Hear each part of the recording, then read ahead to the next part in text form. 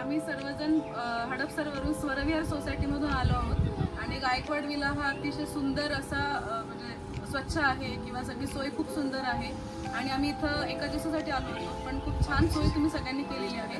माझ्या मित्रमैत्रिणींना मी विचारू इच्छिते की त्यांना कसा वाटला हा विला.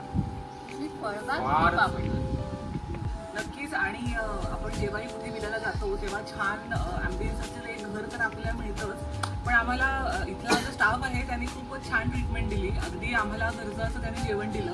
त्यांनी त्यांची मेनूसुद्धा कस्टमाइज केले आमच्या नीड्सनुसार, म्हणून त्यांना खूप खूप थँक्स.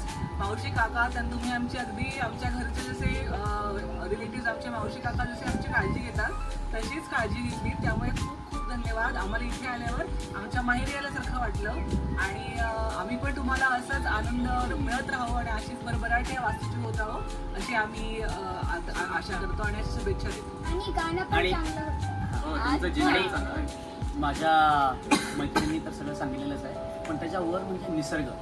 आम्ही जेव्हा काल फिरायला गेलो आम्हाला मोर दिसले आणि जे म्हणतो ना की निसर्गात जे काही सौंदर्य आहे ते आम्ही इथे अनुभवलं.